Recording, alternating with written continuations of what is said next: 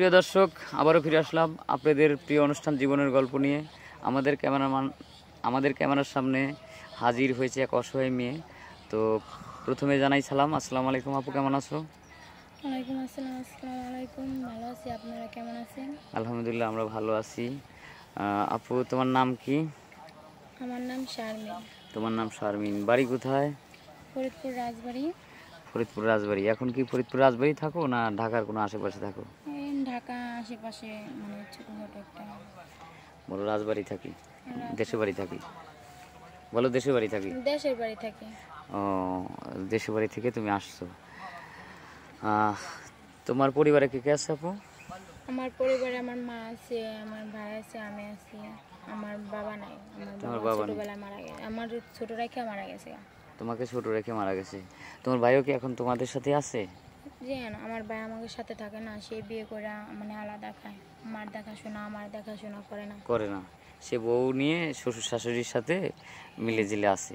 মানে মা কিরা বোন কিরা এটা এখন তার আর সময় নেই দেখার, যার কারণে পরিস্থিতির শিকার হয়ে মানুষ তো একটা বড় ভাইরা থাকলে পারে, বোনের একটা দায়িত্ব আছে, মার একটা দায়িত্ব আছে।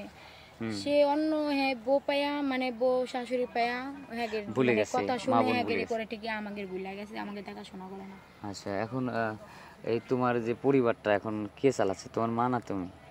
আমার মা অনেক কষ্ট করে বড় করে মানুষ করে, এখন খুব কষ্ট করছে। আগে মানুষের বাসায় কাজ করছে, মানুষের কাজ করে দিয়ে মানুষ করছে। পড়ালেখা সেরকম করাতে পারে না টাকা পয়সার জন্য। এখন বর্তমানে মা অসুস্থ কারণে কাজ করতে পারে না, আমি কাজ করি। ওই দরকার মানুষের বাড়ি যে কাজ করি, ওই উঠোন ঝাড়ু দিই, মানে পেটের দায়ে তো অনেক কিছু করতে হয়। কখনো জুট মেলে কাজ করো, এই তো নাকি জীবন? মেলে কাজ করি এরকম। তাতে মানে সংসারটা খুব নাজেহাল অবস্থা। জুট মেলে কাজ করে মাসে কত টাকা পাইছো? এই 5,000 4,000 করে, মানে যে যার যেরকম বেতন ধরে, মানে নতুন হিসাবে 4,000 করে ধরে। আমি নতুন দেখে আমার 4,000 ধরছে, যারা পুরেন তাকে 5,000 করে ধরছে। এতে বাজার সদাইতে হয় না।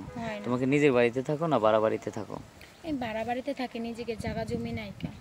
ভাড়া বাড়িতে থাকো? খুব কষ্টের জীবন আসলেই।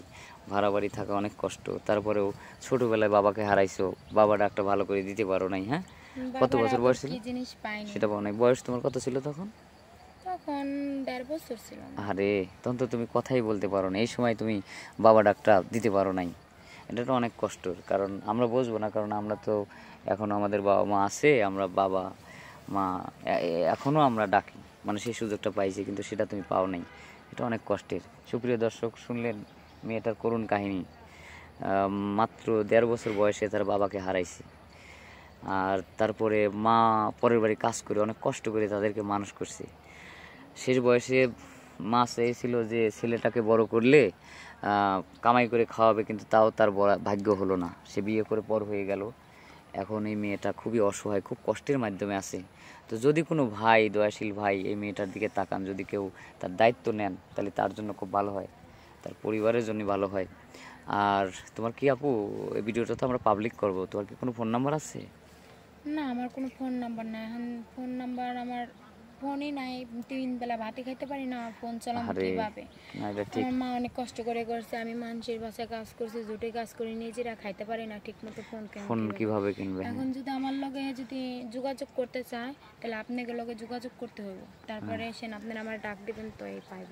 ঠিক আছে, ইনশাল্লাহ অবশ্যই একটা তোমার গতি হবে। সুপ্রিয় দর্শক, শুনলেন তো, মেয়েটা 3 বেলা ঠিক মতো খাইতে পারে না, ফোন কিভাবে চালাবে? এখনও অনেক অসহায় মানুষ আছে। আপনারা কেউ মনে করেন না যে গরিব মানুষও ফোন চালায়, কিন্তু এখনও অনেক বাংলাদেশে আছে যে না খায়ও থাকে। তাদের মধ্যে এরাও কিন্তু একজন।